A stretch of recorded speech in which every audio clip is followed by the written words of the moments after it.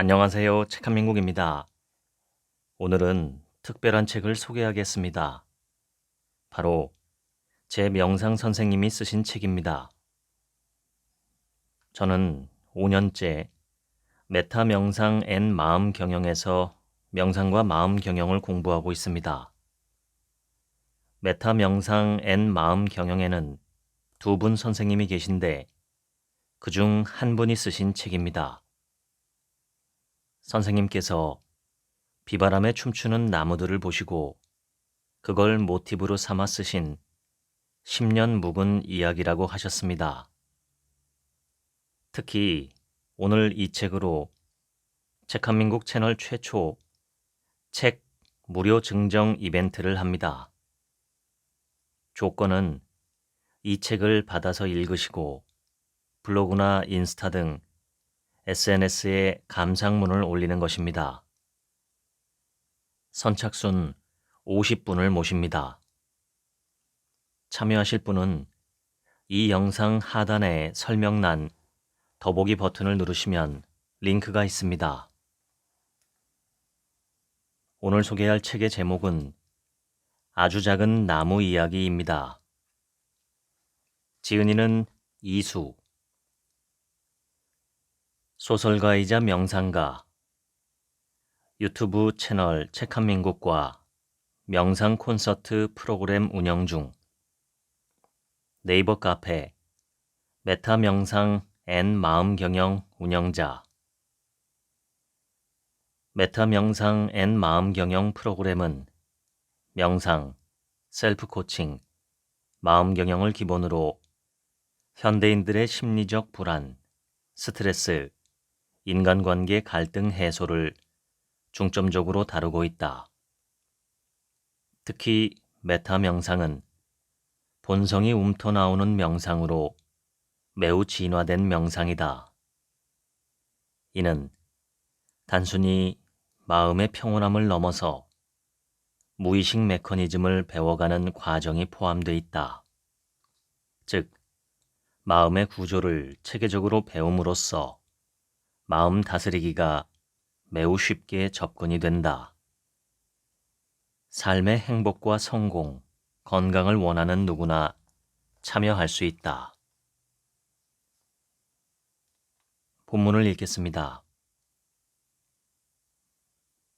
무더운 여름이 거의 끝나갈 무렵, 들판에 벼들이 아직 푸릇푸릇할 때 비가 내리고 바람이 불었다.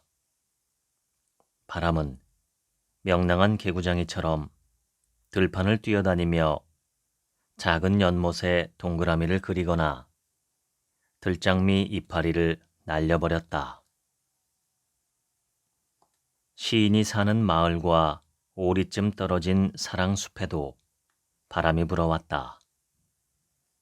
나무들은 서늘한 바람에 온몸을 내맡기고 춤을 추었다. 그들이 서로 부딪히며 내는 소리가 마치 바다의 파도 소리 같았다. 가지와 이파리들이 뒤엉킨 채 휘청거릴 때마다 어린 나무들은 더러 긴장하기도 했다. 조금만 참자. 그래, 조금만 더 견디면 괜찮아질 거야.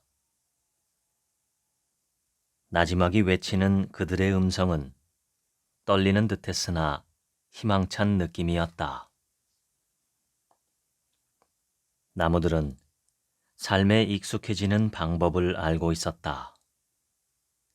이 익숙함은 단지 습관에 물들어 살아가는 태도를 의미하지 않는다. 그것은 삶의 두려움을 수용하고 뛰어넘는 것에 대한 익숙함이다. 그들은 삶이 두려울 때 피하지 않고 받아들이며 묵묵히 살아내고 있었다. 사랑숲에는 여러 종류의 나무들이 있는데 그 중에 아름답게 늙은 하늘나무가 사색을 즐기며 서 있다. 하늘나무의 우람한 몸체는 어깨춤이라도 추는 양 사뭇 경쾌하다. 그가 이런저런 생각에 젖어 있을 때 저만치 아래에서 조그마한 소리가 들려온다. 저 바람 때문에 내 몸이 몹시 흔들리는데 괜찮을까요? 하늘나무가 내려다보니 파랑새 나무가 바들바들 떨고 있는 게 보인다. 파랑새 나무는 지난 봄에 태어난 어린 나무다. 가지가 유난히 앙상하고 키도 작은 편이다. 파랑새 나무는 새를 좋아하는데 특히 노랑불이 파랑새를 좋아해서 그의 친구들이 파랑새 나무라고 이름 지어 주었다. 걱정하지 마라. 너는 아직 어리지만 튼튼하단다. 게다가 큰 나무들이 보호하고 있으니 겁먹지 않아도 돼. 하늘나무가 다정한 목소리로 격려해준다. 겁먹지 말고 내게 기대봐. 내가 바람을 막아줄게. 너도 내년쯤이면 더욱 튼튼해져서 이 정도 바람은 즐기게 될 거다. 그제야 파랑새 나무가 안도하며 하늘나무에 몸을 의지한다. 사랑숲의 생명들은 쉼없이 태어나고 사라지기를 반복했다. 때로 두려운 시간도 많았다. 어느 날 갑자기 폭우가 쏟아져서 개미떼가 급류에 떠내려 가는가 하면 키 작은 들국화가 맥없이 굴러온 돌에 파묻히기도 했다. 사랑숲의 시간은 그렇게 흐르고 또 흘러갔다. 나무들은 점점 키가 자랐다. 파랑새 나무 역시 제법 커져서 굳이 목청을 높이지 않아도 하늘나무와 대화할 수 있게 되었다. 어느 이른 봄날, 아직 차가운 바람이 부는 아침에 시인이 찾아왔다. 하늘나무도 시인에게 반갑게 인사를 건넨다. 둘은 오래된 친구 사이였다. 시인이 어릴 때 하늘나무도 어렸고 시인이 희끗희끗한 머리가 되었을 때 하늘나무도 의젓하게 나이 들어갔다. 세월이 참. 그녀가 하늘나무를 올려다보며 말을 잇는다. 숨바꼭질하며 놀던 시절이 엊그제 같은데 어느새 해가 바뀌고 나는 자꾸 나이가 들고 시인의 말에 하늘나무가 위로의 마음으로 속삭인다. 나이 들어도 슬픈 건 아니랍니다. 삶이 더 무르익는 거지요. 젊어서는 변해가는 걸 붙잡으려 애쓰기도 했지. 마치 모든 게 영원할 것처럼 사랑도 우정도 영원하기를 바랐어. 시인의 말에 하늘나무가 말없이 고개를 끄덕거린다. 시인이 하늘나무에 기대어 나지막인 노래 부른다. 그대의 마음은 하늘을 닮아 닿을 듯 잡히지 않네. 나의 마음은 구름을 닮아 하늘을 맴돌고 있네. 때마침 지나가던 다람쥐가 걸음을 멈추고 귀를 쫑긋거린다. 나무들은 시인의 시 낭송도 은근히 기대하고 있다. 그녀는 계절이 바뀔 때마다 찾아와 시를 낭송해 주곤 했다. 봄, 마중. 잠시 하던 일 미루고 봄맞이하러 가야겠어요. 사뿐히 비단 신 신고 걸음도 가볍게 멀리 나가렵니다. 아직 대지는 얼어있고 그늘진 곳에 잔설이 차갑지만 봄 아가씨 저 멀리 어디에선가 푸른 치맛자락 그리운 것은 이제 한바탕 봄 아가씨 콧노래가 온 세상을 춤추게 하리니 꽁꽁 언 가슴 깊숙이 아프고 고단했던 과거일 일랑 봄아가씨 콧노래에 날려버리고 조심조심 민들레 개나리 올 적에 내 청춘도 다시 올 거라. 엄마 손잡고 소풍 가던 날처럼 내 마음에 봄이 올 거라. 나무들은 시 한 편이 낭송될 때마다 아낌없이 박수치며 시인을 응원한다. 시인이 떠나고 나자 파랑새 나무가 왠지 신이 나서 말했다. 아, 정말 멋진 분이에요. 목소리도 아름답고. 그렇지요. 하늘나무도 뿌듯한 표정으로 대꾸한다. 나도 그렇게 생각한단다. 시인처럼 따스한 마음으로 살아가는 사람들이 많이 있으니까. 그들은 우리와 마음으로 통하고 있지. 물론 다 그런 건 아니야.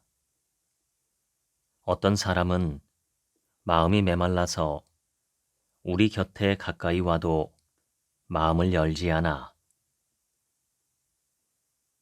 언제부턴가 어리석은 사람들이 욕망에 사로잡혀서 순수함을 잃었기 때문이지.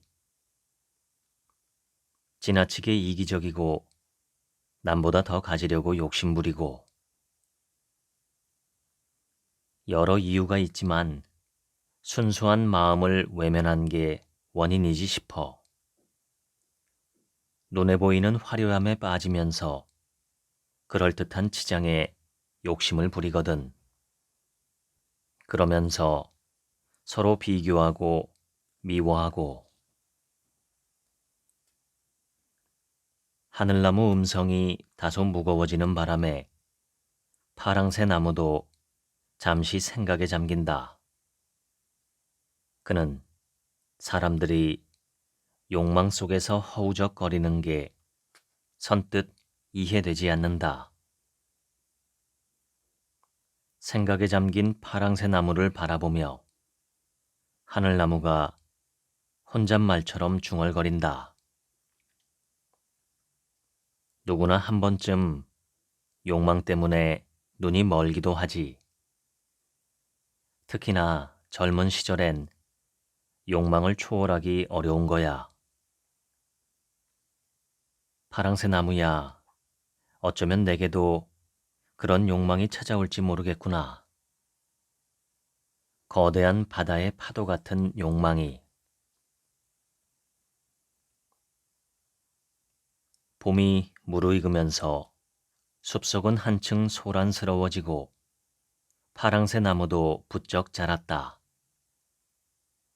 그의 몸집이 커지자 하늘나무와의 간격이 좁아지면서 서로의 가지가 자주 닿게 되었다. 파랑새 나무는 하늘나무가 자신이 크는 걸 방해하는 것 같아서 신경이 쓰였다. 칡덩굴이 몸을 칭칭 감는 것도 기분 나빴다. 어느 날부터인가 파랑새 나무는 자신도 모르게 마음을 닫고 있었다. 그것은 아주 사소한 생각 하나가 발단이 되었다. 약 보름 전 무렵 파랑새 나무는 하늘나무의 늠름한 자태를 보며 자신도 그렇게 되고 싶다고 생각했다. 그것은 많은 존경을 받는 하늘나무를 볼 때 누구나 들 법한 생각이었다. 그런데 어느 순간 파랑새 나무는 자신을 하늘나무와 비교하고 말았다. 파랑새 나무는 자신이 이 숲에서 가장 멋진 나무가 되고 싶다는 욕망을 갖게 되었다. 충분히 그럴 만한 나무이기도 했다. 그의 가지는 튼튼했고 잎들도 무성하게 잘 자라고 있었으므로. 그런데 그는 속으로 뭔가 불편함을 느끼고 있었다. 그것은 자신이 결코 하늘나무를 뛰어넘지 못할 거라는 열등감 때문이었다. 파랑새 나무는 묘한 열등감과 질투심으로 마음이 요동치는 걸 느꼈다. 마음이 요동치는 만큼 이상하게 마음이 다치고 있었다. 파랑새 나무는 예전 같지 않았다. 그는 공연히 화가 나서 멀찍이 서 있는 별가시 나무조차 못마땅하게 생각했다. 파랑새 나무의 차가운 눈초리는 별가시 나무 마음을 아프게 했다.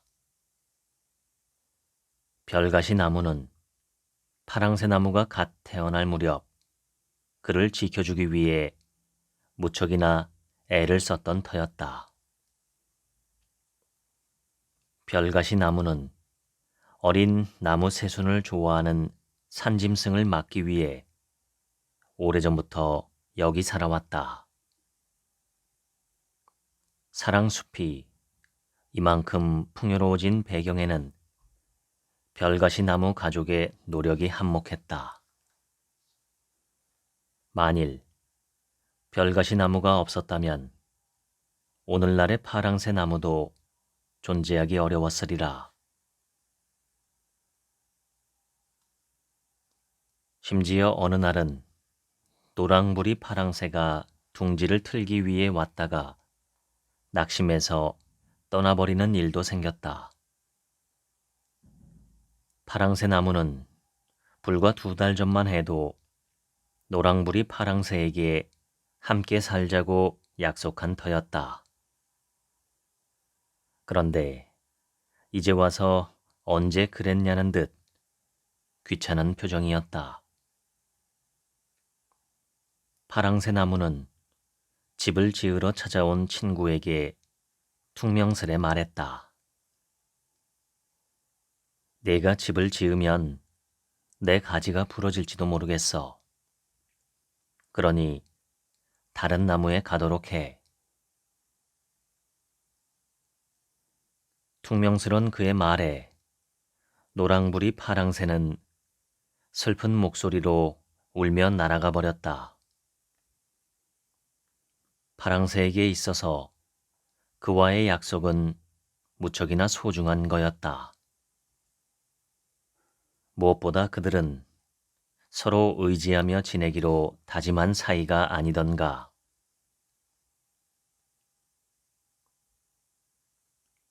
화창한 계절이 되어 사랑숲은 초록빛이 짙어지고 새순이 새록새록 자라났지만 알 수 없는 적막감이 흐르고 있었다. 파랑새 나무의 마음은 갈등으로 인해 더욱 들끓고 있었다. 그는 밤이 되어도 잠 못 이루고 생각의 소용돌이 속에서 허우적거렸다. 하지만 내가 잘못한 게 없잖아. 오히려 하늘나무님 때문에 햇빛을 덜 받는 내가 억울한 거라고. 혹시 나를 미워하는 걸까? 이러쿵저러쿵 생각을 꿰맞추는 파랑새 나무 때문에 하늘나무는 속이 상했다. 그러나 아무리 이야기해줘도 소용없었다. 그들이 통할 수 있는 유일한 방법은 마음이었다. 그것도 얄팍한 겉마음이 아니라 깊은 마음이었다.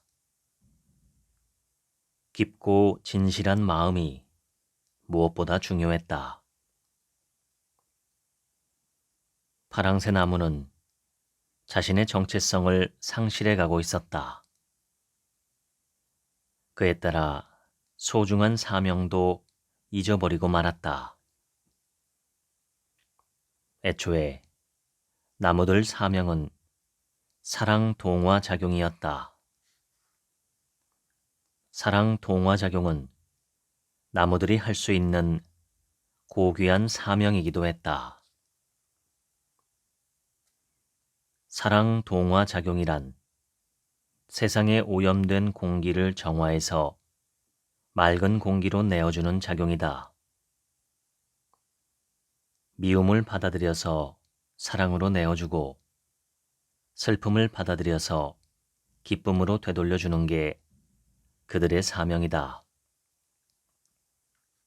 그러나 파랑새 나무는 마음을 닫는 순간부터 많은 걸 놓치고 말았다. 마음을 열면 모든 존재와 통할 수 있지만 마음을 닫으면 자기 자신과도 통할 수 없다. 어느 날 오랜만에 산책을 나온 시인이 적막한 숲에 다다르자 발걸음을 멈칫했다. 왠지 모르게 마음이 무거운 느낌이어서 발걸음이 쉽게 떼어지지 않는다. 시인이 하늘나무를 쓰다듬어주며 벌레 먹은 잎을 떼어준다. 참 이상하구나. 평소엔 새소리가 많이 들렸는데 이토록 조용하다니. 파랑새 나무는 시인의 말을 못 들은 척 딴청 부린다. 하지만 왠지 마음이 불편하다. 내 친구 노랑부리 파랑새가 다른 곳에서 새끼를 낳은 모양이야. 그런 생각이 들자 갑자기 가슴 밑바닥까지 먹먹해지는 느낌이다. 그의 마음을 읽은 듯 발걸음을 옮기던 시인의 눈길이 파랑새 나무에 머무른다. 너는 잘 자라다가 그만 병이 들고 말았구나. 시인이 파랑새 나무를 어루만지자 그만 고개를 숙이고 만다. 마음이 심하게 흔들리는 순간이다. 그것은 슬픔보다 오히려 설렘 같은 느낌이어서 파랑새 나무도 놀라고 있다. 시인이 풀 죽어 있는 파랑새 나무를 보며 생각에 잠긴다. 그녀의 방황하던 젊은 날이 희미하게 떠오른다. 그녀에게도 캄캄한 동굴 속에 갇힌 것처럼 암울한 시절이 있었다. 젊은 날, 산다는 건 고통이었을까? 산다는 건 두려운 것이었을까? 아마도 그랬나 보다. 젊은 날에는 자주 그랬다. 많이 아프고 두려웠다. 산다는 게. 시인이 한창 젊을 때 그녀는 욕망에 허덕이며 무언가 찾아 헤맸다. 어딘가에 행복이 있을 거라고, 어딘가에 참사랑이 있을 거라고, 잡힐 듯 잡히지 않는 것들을 찾아 미친 듯이 헤매다녔다. 그러다 어느 날 단짝이던 친구가 멀리 떠나고 사랑하던 남자도 만날 수 없게 되었다. 미래는 점점 불확실하게 다가왔고 아무것도 손에 잡히지 않는 느낌이었다. 시인은 밤늦게까지 불을 켜고 책을 읽었다. 그러면서 스스로에게 물었다. 어째서 살아야 하는가? 라고. 왜 살아야 하는가? 라고. 그러나 인생의 답은 알 수 없었고 생각은 밤마다 거미줄처럼 이어지며 뒤엉키곤 했다. 그 일이 일어나지 않았더라면 괜찮았을까? 그 사람이 그 말을 하지 않았더라면 난 견딜 수 있었을까? 내가 조금만 참았더라면 다 지나가지 않았을까? 모든 일이 내가 바보 같아서 생긴 게 아닌가? 난 왜 여기 이렇게 있는 걸까?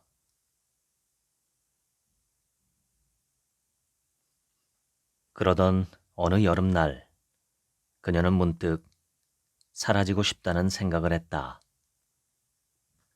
그냥 눈을 감은 채로 사라지고 싶었다. 털끝 하나도 존재하고 싶지 않았다.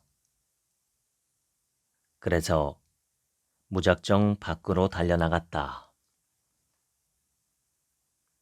뛰고, 걷고, 다시 뛰고, 기차를 타고 버스를 타고, 다시 걷고 뛰고, 왜 살아야 하나 하면서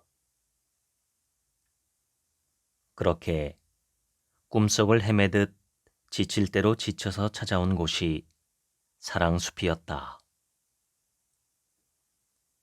어린 시절에 할아버지와 나무를 심고 숨바꼭질 하던 곳이 여기였다. 그녀는 지친 채 잠이 들었다. 깊은 잠으로 들어가며 그제야 마음이 조금씩 풀어지는 걸 느꼈다.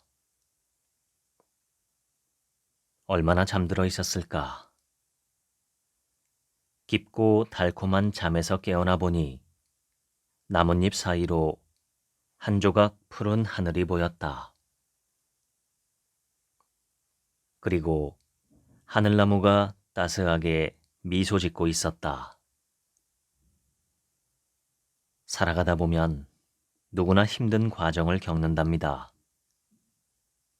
그러니 괜찮아요. 괜찮고 말고요. 하늘나무가 그렇게 위로하고 있었다. 그때 그녀는 스스로 다짐했다. 조금만 더, 조금 더 살아보자꾸나. 젊음은 찬란했으나 두려움 투성이었고 인생은 빠르게 흘러갔다. 그리고 나이 들어갈수록 아무것도 붙잡을 수 없음을 깨달았다. 사랑도, 욕망도. 시인이 파랑새 나무에게 다정히 말을 건넨다.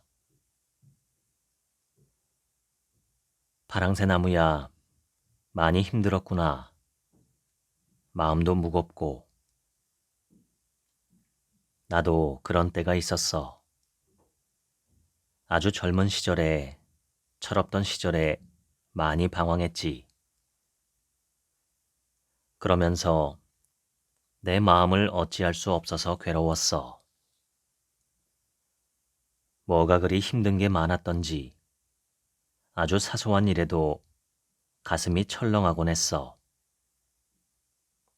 마음이 쉴 새 없이 요동쳤던 거야.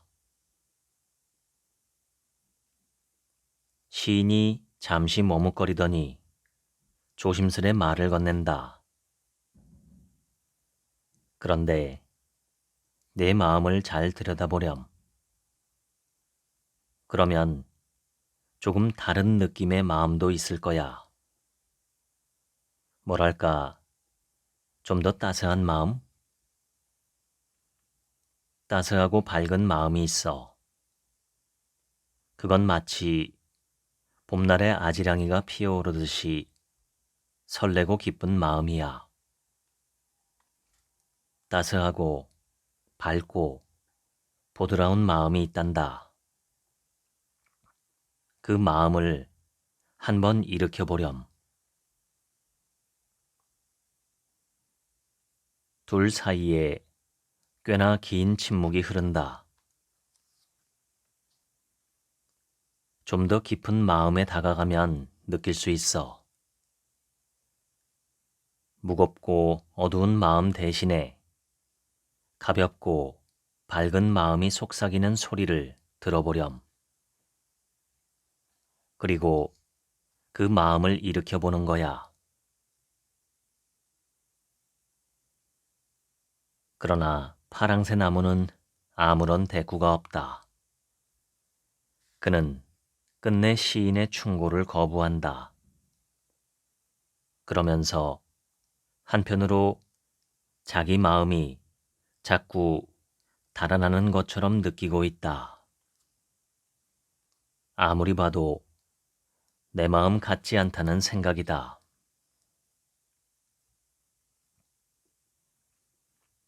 바람이 심상치 않게 불어오고 있었다. 바람이 세차게 불 때마다 나무들이 휘청거렸다.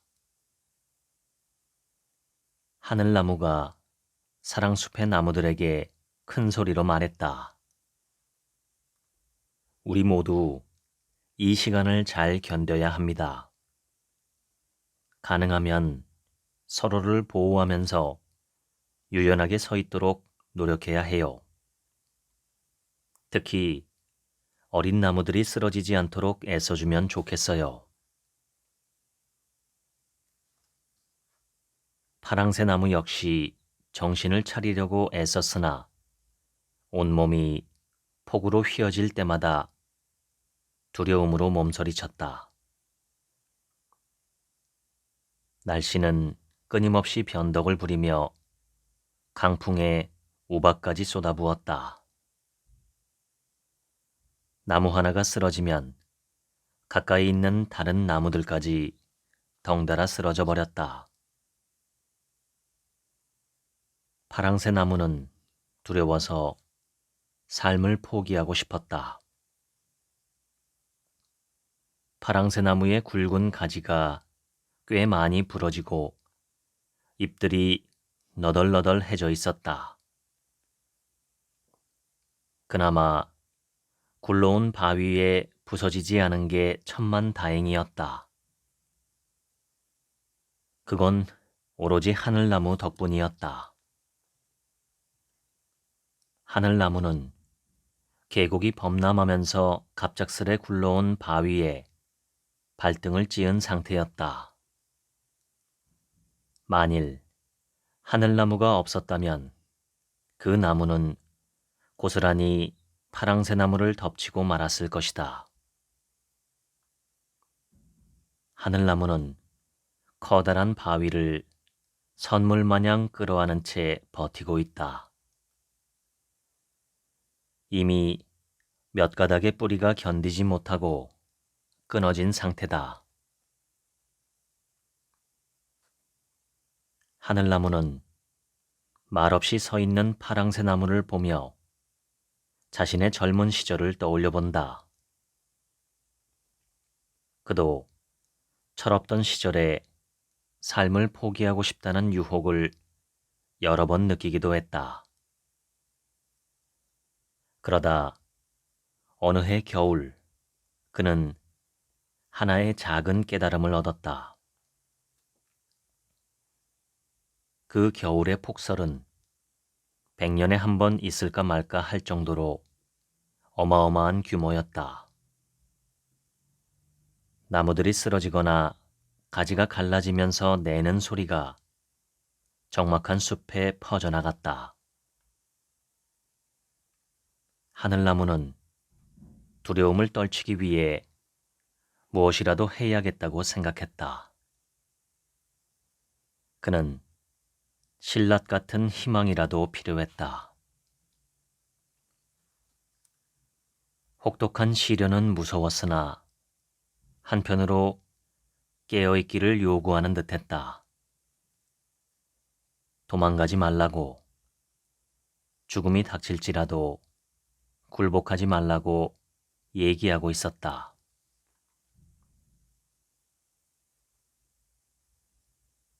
파랑새 나무야. 뜻밖에도 하늘나무가 파랑새 나무를 부른다. 파랑새 나무가 조심스레 마음의 빗장을 열고 있다.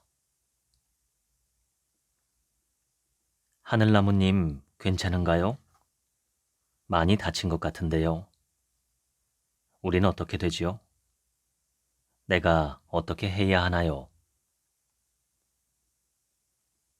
그는 초췌해진 모습으로 하늘나무를 바라본다.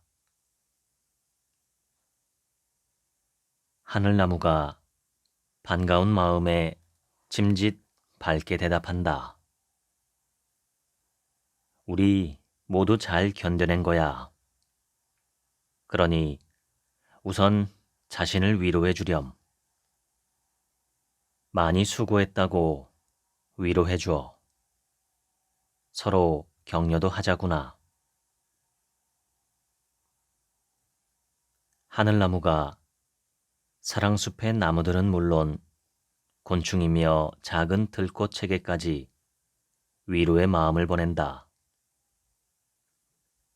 파랑새 나무도 마음을 일으키려 애쓰고 있다. 그의 마음이 열리면서 무거운 마음이 조금씩 가벼워지기 시작했다. 하늘나무는 의연하게 현실을 받아들이고 있다. 그는 의식이 흐릿해질 때마다 더 힘을 내어 파랑새 나무를 보호하려고 안간힘을 써본다. 하늘나무는 점점 몸을 지탱하기 힘들다는 걸 느꼈다. 그는 지금까지의 삶을 정리해야 했다. 그리고 그게 어떤 모습이든지 흔쾌히 받아들여야 한다고 생각했다. 오래전에 지혜나무님도 그랬지. 삶이란 두려움투성이지만 그걸 통해 겸허함을 배울 수 있다고.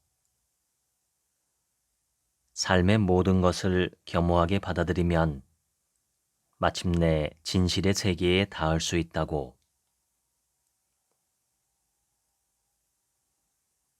한때 그는 삶이 힘들다는 이유로 혼란에 빠진 적이 있었다.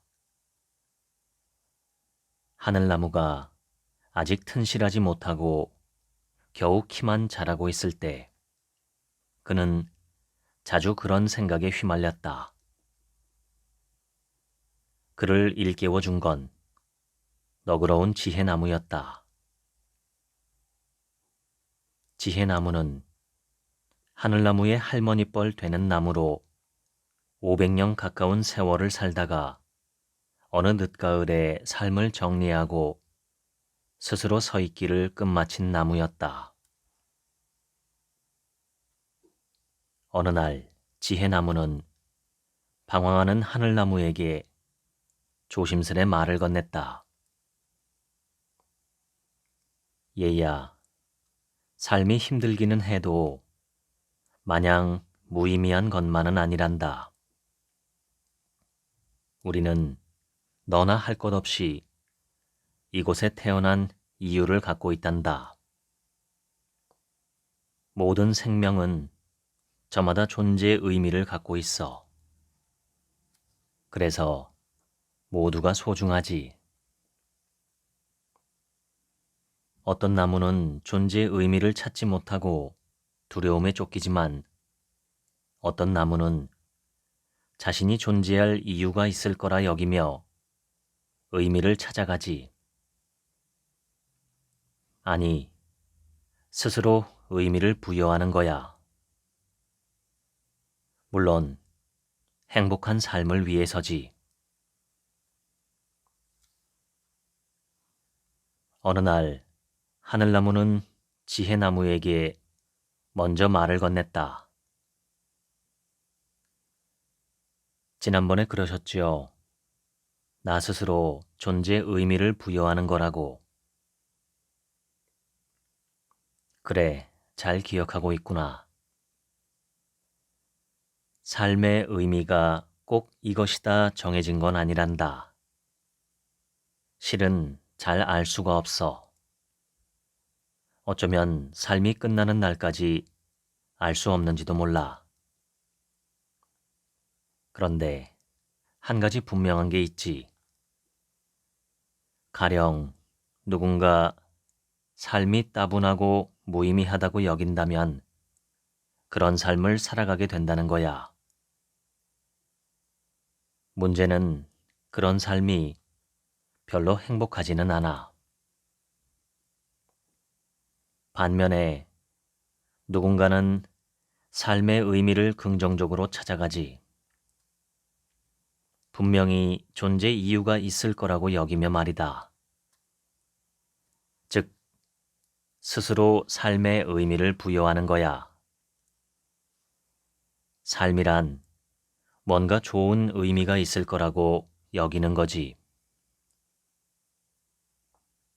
흥미로운 점은 내가 의미를 부여한 대로 살아가게 된다는 것이고 그 방향을 선택하는 건 각자의 몫이라는 거야. 내가 의미를 부여하고 선택하는 대로 삶이 흘러갈 거야.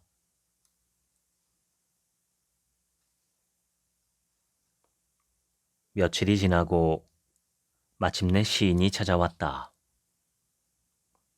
하늘나무는 마지막 남은 두어 가닥의 뿌리로 바위를 감싼 채 파랑새나무 쪽으로 쓰러지지 않으려고 애쓰고 있다.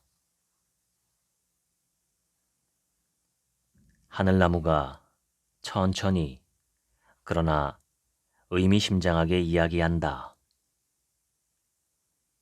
어쩌면 여기서의 내 역할은 끝나겠지만 자랑스러운 삶이죠. 하늘나무의 큰 잎들이 파르르 떨린다. 시인이 하늘나무를 위해 마지막 인사인 듯 시를 낭송한다. 시인의 눈가가 촉촉해진다.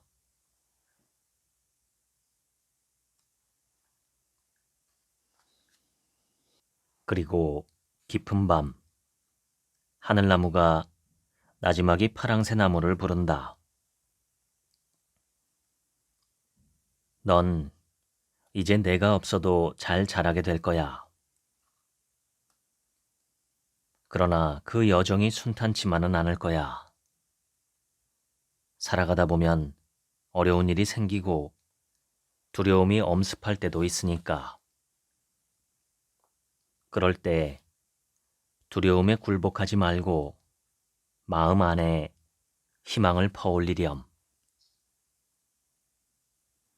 희망이란 저절로 생기지 않아. 역설적으로 희망은 절망에 갇혀 있을 때 만들어야 하지. 아주 오래된 전설을 들어보렴. 하늘나무는 젊은 시절 지혜나무로부터 들었던 전설을 나지막히 들려준다. 이 얘기는 태초에 일어난 일이란다. 아니, 태초 이전이라 할 수 있을 거야. 이 우주가 탄생하기 전이라고 상상해 보렴. 그러니까 아주 오랜 옛날에 늘 평화롭기만 하던 하늘 세계가 있었단다. 그 세계는 순수한 영혼들의 세계였어. 어떤 욕심이나 갈망도 없는 때묻지 않은 순수한 존재들의 세계였지. 더 놀라운 것은 그들에게 아무런 부족함이 없었다는 거야. 그도 그럴 것이 원하는 건 뭐든지 상상하는 대로 눈앞에 펼쳐지고 생각만 하면 모든 게 단숨에 이루어지는 세계였다고 해. 그러니 날마다 재미있고 행복했겠지. 아주 쉽고 편하게 어떤 어려움도 없이 만족스런 세월을 살아갔단다. 그런데 어느 날부터 심각한 일이 벌어졌다고 해. 모든 영혼들이 편안하게 지내고 있었지만 오히려 너무 편하고 쉽게 이루어지니 무기력해지고 말았던 거야. 참 어처구니 없는 노릇이지 뭐냐. 모든 게 완벽하고 모든 게 이루어지는데 무기력해지다니. 그래서 순수한 영혼들은 고민하게 되었지. 그들은 더 이상 이런 식으로 존재하는 게 의미 없다고 생각했던 거야. 그들은 고심 끝에 모두 모여서 의견을 내놓기로 했어. 과연 어떻게 존재하는 게 바람직한지 얘기하게 된 거야. 마침내 충분한 고뇌 끝에 내린 결론은 이랬다. 앞으로 영혼을 가진 모든 생명은 저마다 자기 삶을 창조하기로 하고 기꺼이 노력해서 어떤 결과를 얻도록 한 거야. 이것은 매우 획기적인 결과물이었어. 모든 존재가 자기 삶을 창조한다는 것. 그러니까 이때까지 편하게 상상만 하던 것에서 벗어나 스스로 노력하고 시도하는 과정을 설계한 거야. 별다른 노력 없이 쉽게 이루어지던 것과 달리 때로 난관을 극복하면서 감동이 있는 삶, 스스로 감동하게 되는 삶, 그런 역동적이고 모험적인 삶의 여정이 구상된 거야. 해서 그것을 구현할 세상을 만들게 되었고 그 세상이 바로 지금 우리가 살고 있는 이곳이란다. 그러니까 이 세상에 존재하는 생명들은 모두 하늘 세계에서 온 순수한 영혼들이라는 거지. 모든 생명에 순수한 영혼이 깃들어 있는 거야.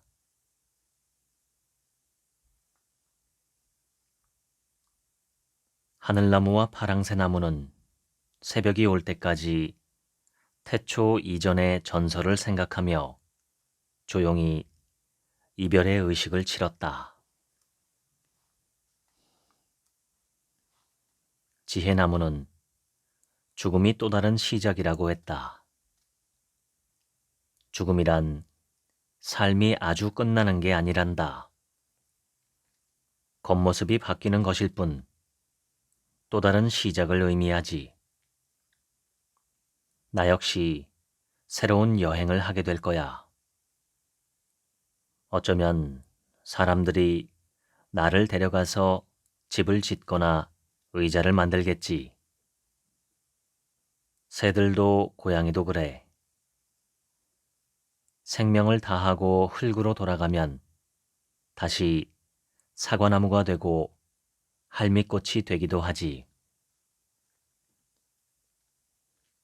지혜나무는 자신이 떠나야 할 때를 알고 있었고 자기 삶을 사랑하는 법을 터득하고 있었다.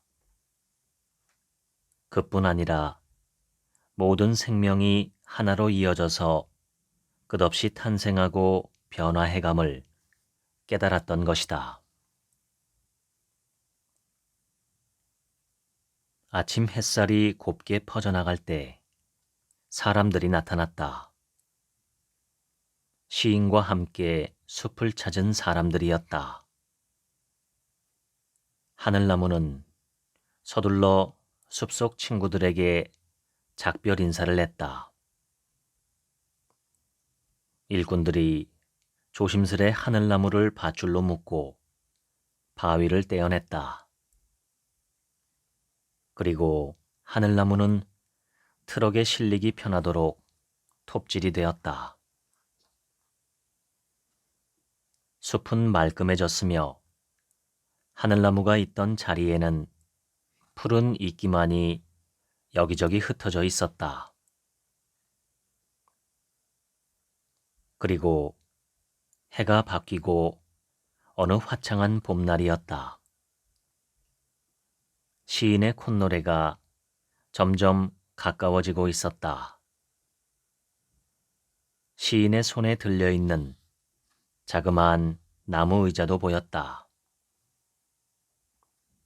시인이 예쁜 의자를 파랑새 나무 아래에 내려놓았다.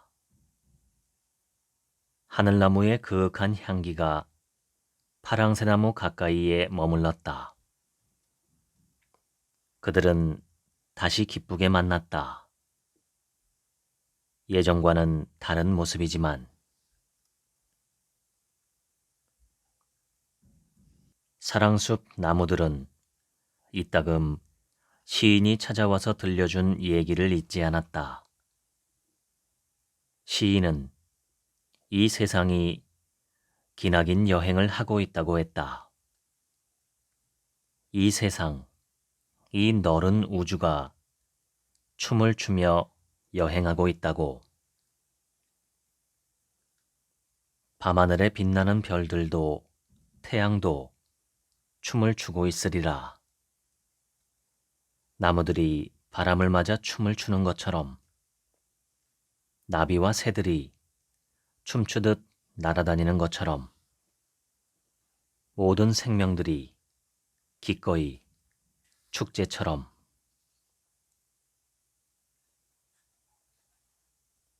어느 깊은 겨울날 한방눈이 쉼없이 내리는 한밤에 나무들은 오래전 시인이 남기고 간 시 하나를 음미하고 있다. 해후. 깊은 밤, 소복소복 쌓이는 눈. 무엇이 그리워서 설레는 마음으로 소복소복 내려앉을까. 온 세상이 하얗게 하얗게 꿈속인 듯 황홀한데 아무도 찾아오지 않는 적막한 밤에 세상이 점점 하얗게 지워지는데 내 가슴에 아직 지우지 못한 그대의 맑은 눈망울, 그대의 아름다운 영혼이 저 눈밭에 춤추는 시간. 나는 기다리지. 아침이 밝을 때까지. 그대의 발자국 소리. 다음은 작가 후기입니다. 오랫동안 삶에 대해 생각하고 방황도 많이 했습니다. 우연한 기회에 훌륭한 선생님을 만나 명상과 마음 경영 공부를 했습니다. 명상이나 마음에 대한 추구는 꼭 해야 하는 건 아닙니다. 그러나 삶에 대한 갈증이 있다면 권하고 싶습니다. 어쩌면 명상을 통해 삶의 눈뜨기도 하니까요. 물론 품격 있는 명상 프로그램을 선택할 필요가 있습니다. 명상과 마음 경영, 그리고 진리에 대한 추구는 내 삶을 풍요롭게 만드는 원동력이 되었습니다. 나는 삶의 진실에 대해 갈증을 느꼈고, 우리가 흔히 얘기하는 하늘의 섭리 혹은 도리에 대해 말하고 싶었습니다. 그러나 정신없이 살아가는 현대인에게 그런 이야기는 왠지 동떨어진 느낌이 듭니다. 그래서 나무들의 이야기를 빌었지요. 문명이 발전하고 세상이 화려해도 하늘의 섭리는 언제나 우리 삶을 관통하고 있습니다. 가령 사람은 누구나 태어나면 죽는다와 같은 섭리죠. 삶이란 무상합니다. 늘 변해가는 게 세상입니다.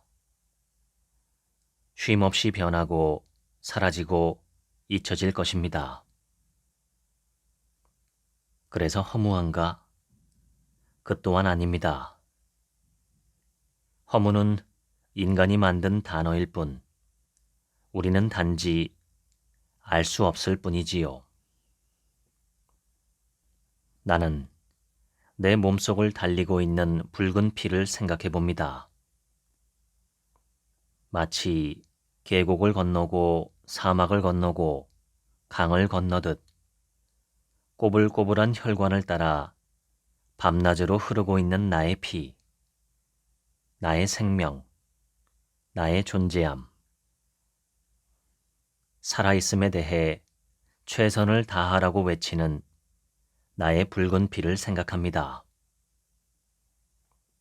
살아있음은 이렇듯 눈물겹고 아름답고 경이롭고 때로 두렵기도 하지요. 나무들의 사랑과 우정을 기억해 보세요. 당신께서 삶의 진실에 눈뜨기를 기원할게요. 2026년 봄을 기다리며.